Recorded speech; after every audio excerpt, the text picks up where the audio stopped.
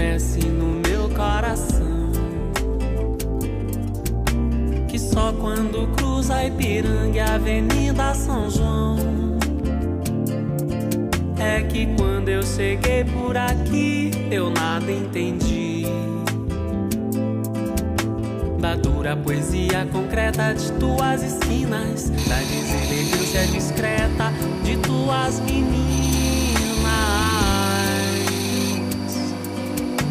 Ainda não havia para mim, Rita Lee, a tua mais completa tradução. Alguma coisa acontece no meu coração, que só quando cruza a Ipiranga e a Avenida São João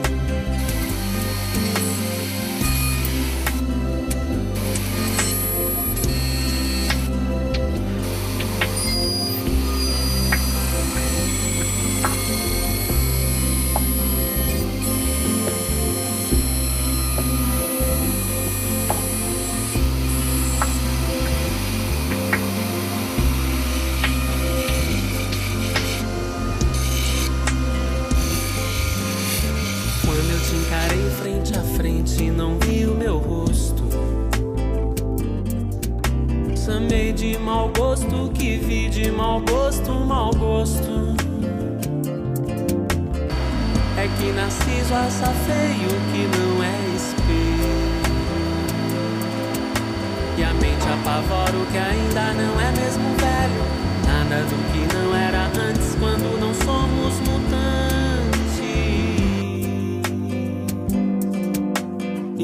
Difícil começo, afasto quem não conheço e quem vem. It's all handwork. It's you know, sure the parts come from the machines, but here you can see that still they are all being put together by hand.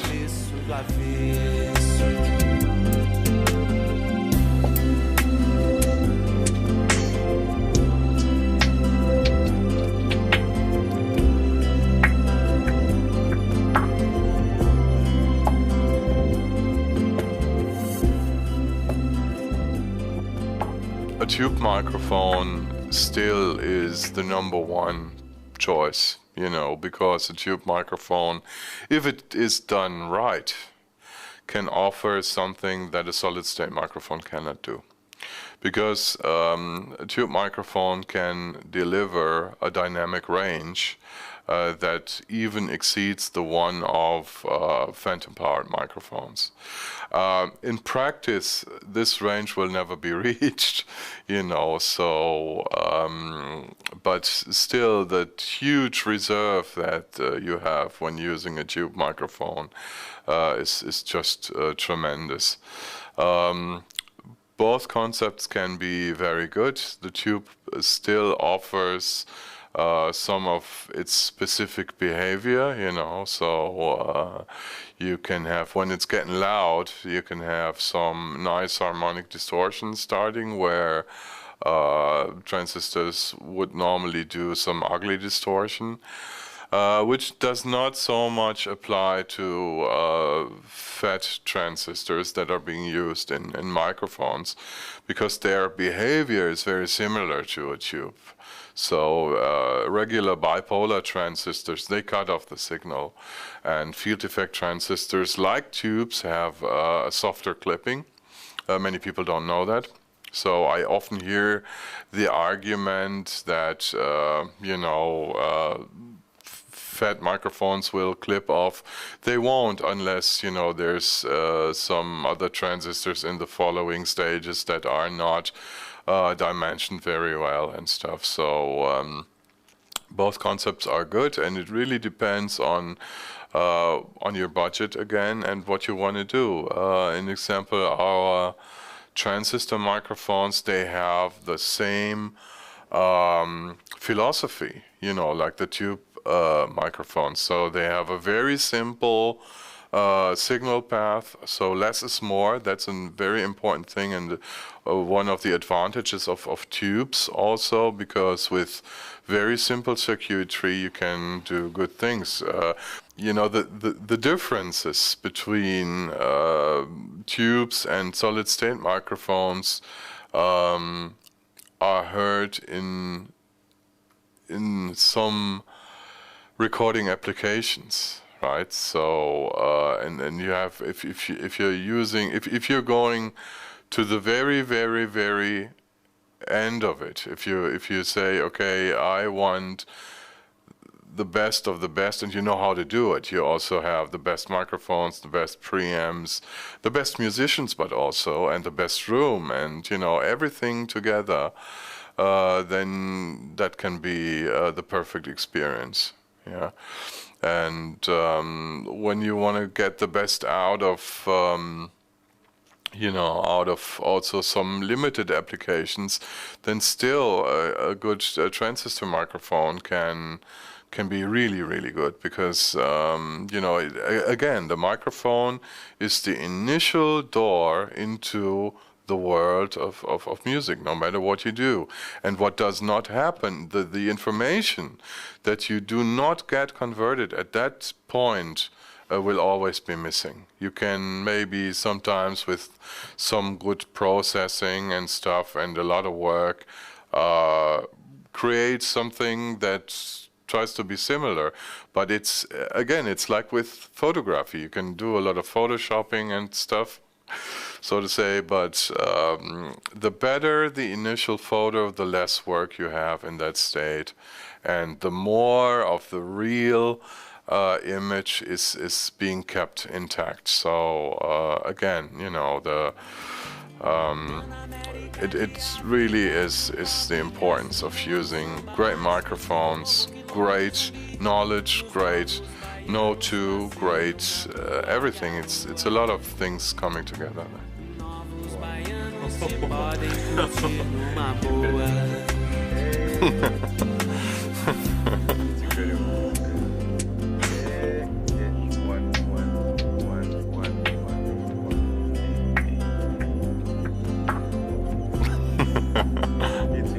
Can you hear any noise? And it's pretty loud, isn't it? it's very loud. It's perfect, but even if it's loud, you will hear no noise.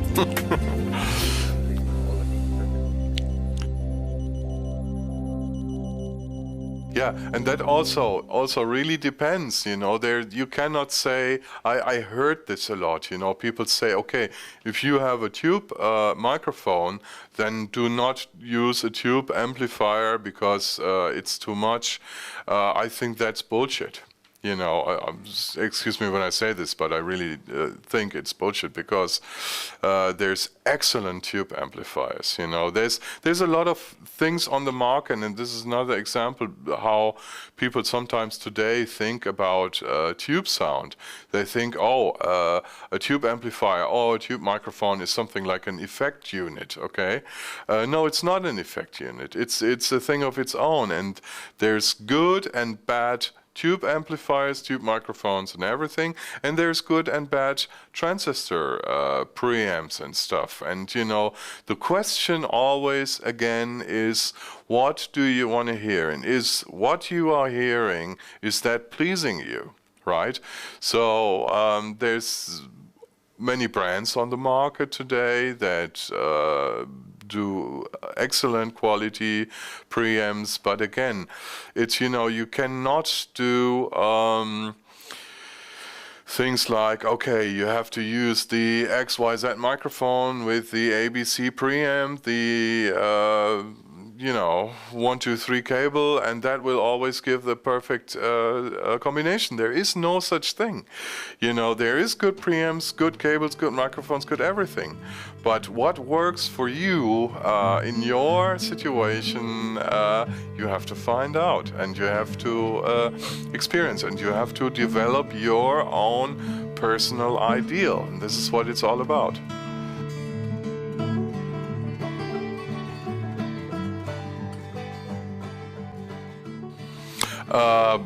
Because so far we only did large diaphragm microphones, but I can definitely tell you that small diaphragm microphones are something that many people ask for. And you should wait a bit. Not too long.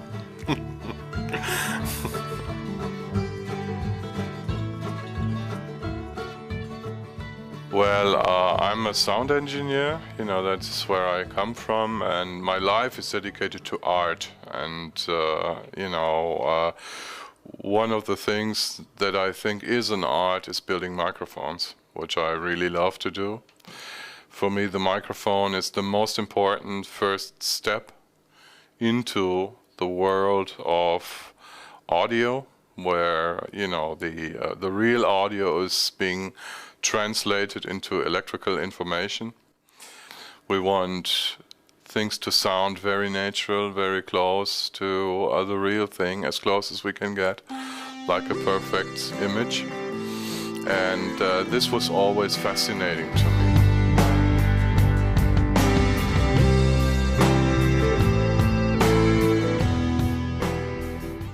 I think it's the approach, you know, so especially today with so many microphones coming from the East. So there the purpose is to build microphones in huge quantity for small budget and stuff, and just because to make money with it. And we are building microphones because we love building microphones, you know. And I think that's also the difference that you should be able to hear, you know. If you compare a Brauner microphone to some cheaper microphone and you don't hear a difference, then why buy a Brauner microphone, you know? Makes no sense. So we think that there is a difference that you can hear. And even in this day and age, we're doing quite well. So there's many people that still want a lot of quality, that want things to last. You know, we do a lot only using the finest and best materials and manufacturing processes that ensure that things will last. You know, if we build something, we want it to last a lifetime. We want people to be happy with it. And for me, an example, when I work in the studio, I want to rely on my equipment. I want it to last long, you know. I hate things being wasted. Today there's so much being wasted, and we don't have a lot of feeling for value anymore. To me, what matters is not only something that you can take out of the box, use for a couple of days, and then it's going to change, or it's going to break, or it's going to, you know, not really do the purpose. I mean, if you start making music and you don't have a lot of money, then you must not start with a Brauner microphone, okay? But then when you discover, okay, music is really my life, music is something that I want to grow old with, or that I dedicate my life to, then there will sometimes maybe come the point where you turn to things that are made to the next level of quality, and they are more expensive. A microphone, as you have seen on our tour around, even though we use machines, and we use very expensive machines, the machines that you have seen are the best on the market today. Such a machine costs, you know, almost $500,000.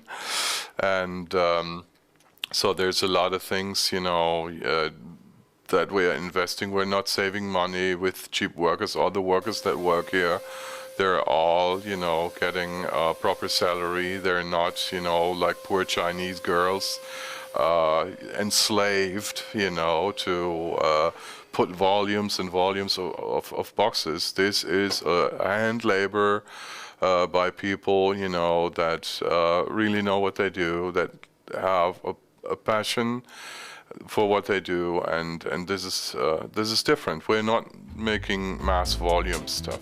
We try to do the right thing.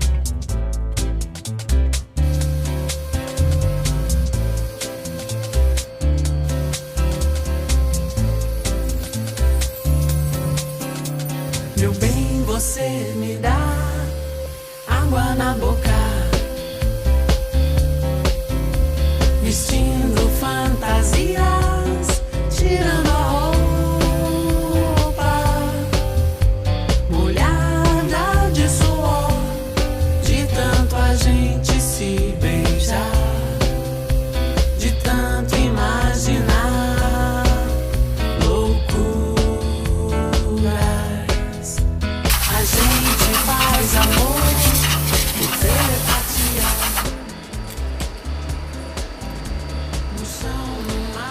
So this is the birth of Phantom Classic number 1505. Okay?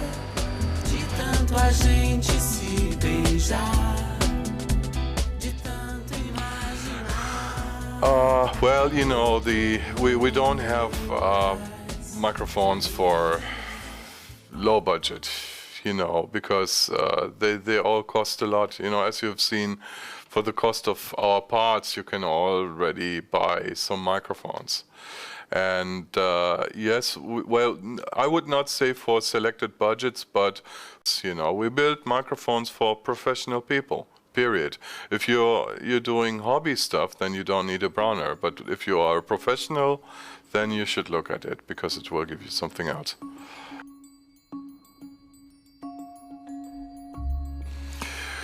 Well, I think that the most important element to consider before buying a microphone is what you want to do with it. What is the sound that you want to achieve? What music do you want to make? Where do you want to use it? What budget do you have? Okay, so there's the question, right? And there's so much equipment on the market today, you know, where it's just unbelievable, and it's, you know, there's no perfect answer to this question, because it's all about the individual situation in the end. Okay, so what do you like? What is it what you achieve? So I think that a good thing to go there is to look at people that you like. You know, in example, if there's people that you really admire and that you think make good music, you could take a look at how they work, what they use, how, you know, give you an idea. And then there's so many forums on the internet and things, but none of that will replace your personal experience. Okay, so the way for you is, or a good way also, is not to take over, you know, opinion, but keep yourself open and experience. Oh, there's a microphone, I'm going to try it. Oh, how does it sound? What does it do? You know, and then also learn about how do microphones react on the sound. So how do they work in the room? And beside of that practical thing, there's also, it's helpful to have some theoretical knowledge about things, you know, and which can make great recordings. So it does not help you when you have a bunch of professional equipment but don't know how to use it, okay?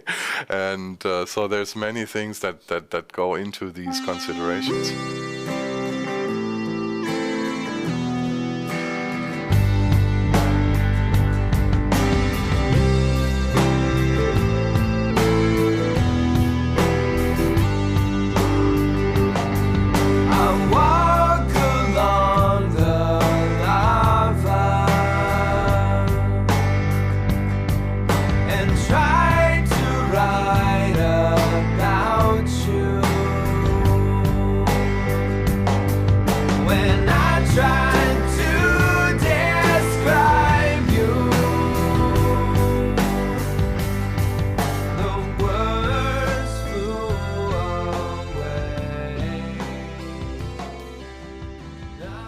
And then one day a young material engineer from Switzerland called me, who was very humble, and who said, yeah, he had developed a cable and he had heard about Brauner microphones and their quality, and he respected us, and he said, well, it would be an honor for him if we could maybe try his cable and tell him what we think.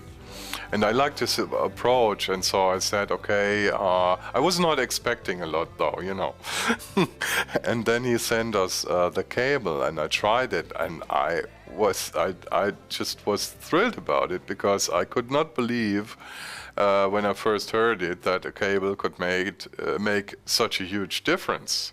You know, this is started our relationship with Vovox.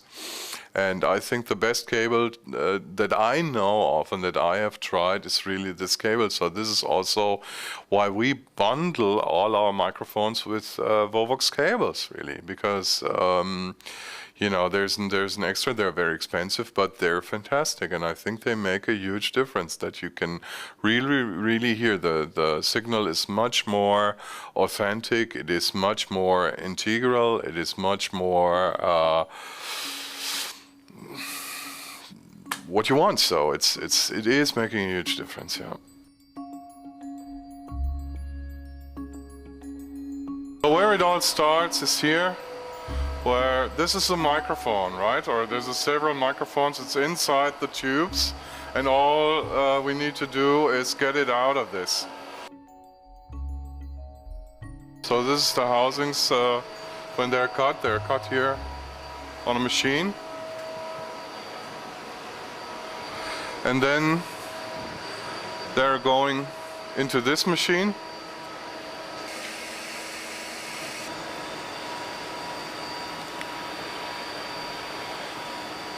So this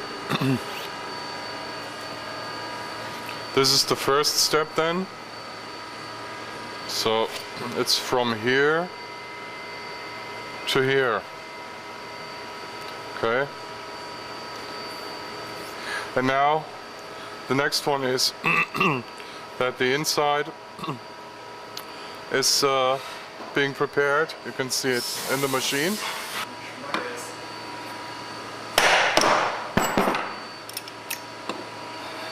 Okay, so that's the first step.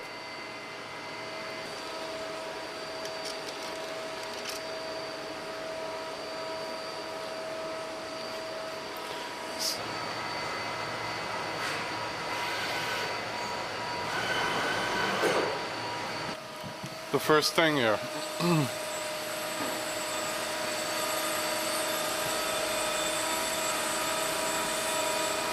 Then what we do is sandpaper, where you get away the sharp edges.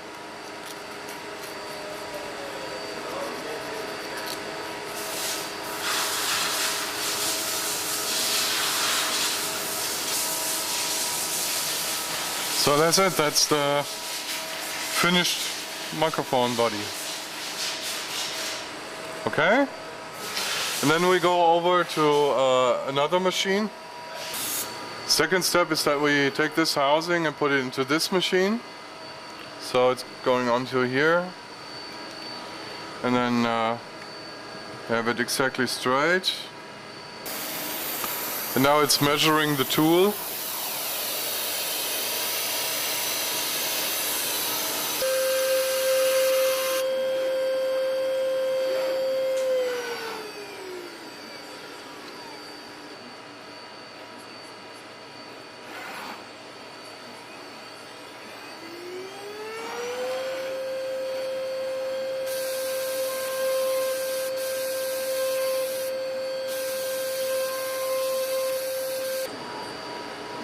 Now it's putting the logo inside. That's this step. So the next step then is that this whole thing goes into the sandblasting cabin. So where it's you know, very fine glass pearls. We have very fine glass pearls that go into it, and after that then it's carefully packed, and then it's going into the plating to get some nickel onto it. And that's the next thing, and that we're going to show in another room. Sandblasted with glass pearls, and the nickel is on it. And then the next step is that the mesh and the wire comes into it, and the logo and everything gets black. So he's preparing the windscreens for the big microphones. So you see it's all manufacturing at this stage. So there's some precision machine work, but also there's a lot of precision hand work.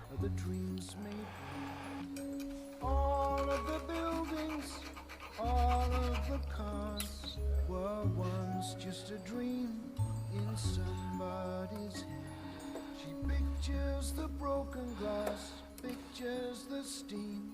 She pictures a soul. So it's all very tight.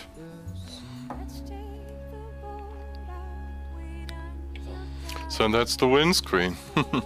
The suspensions for the shock mounts for the Phantom. So it's all handwork. It's you know, sure the parts come from the machines, but here you can see that still they are all being put together by hand, and it's all a lot of work. Where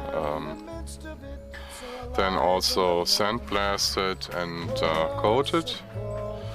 And the lever is also attached, so that's the final product going into the drawers, waiting for the final step. And then we also have the black ones here for the Velvet X. So this is anodized black.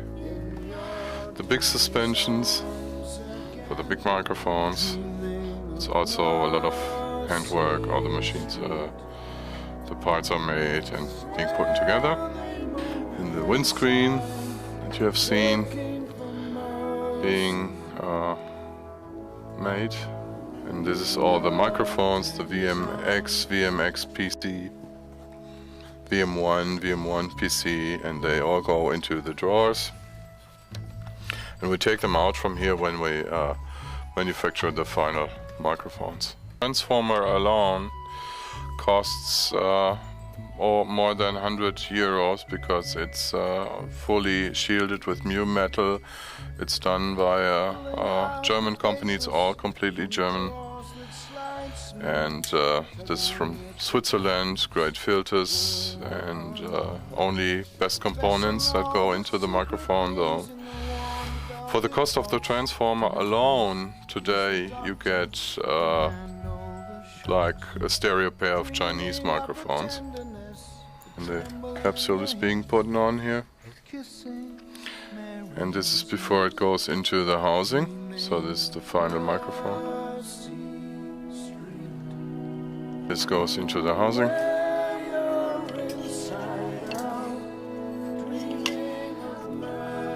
The screws are being put in.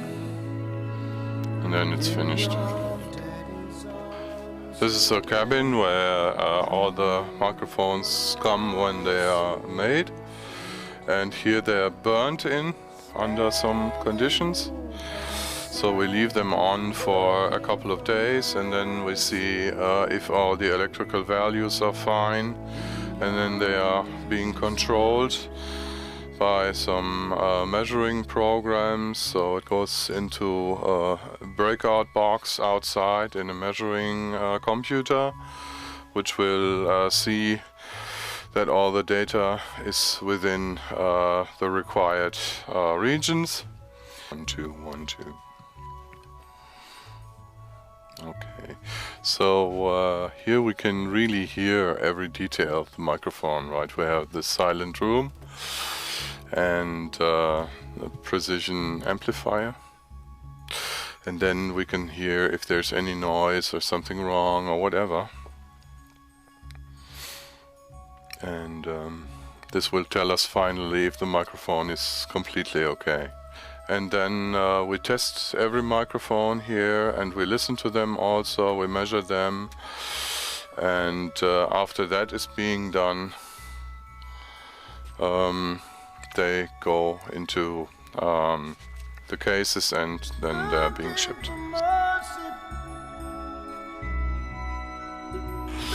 And then they're packed, and then they are going on their way to their final owners then, which hopefully are all as happy with them, using them, as we are with making them. Okay, thank you. Out in the boat, riding the water, riding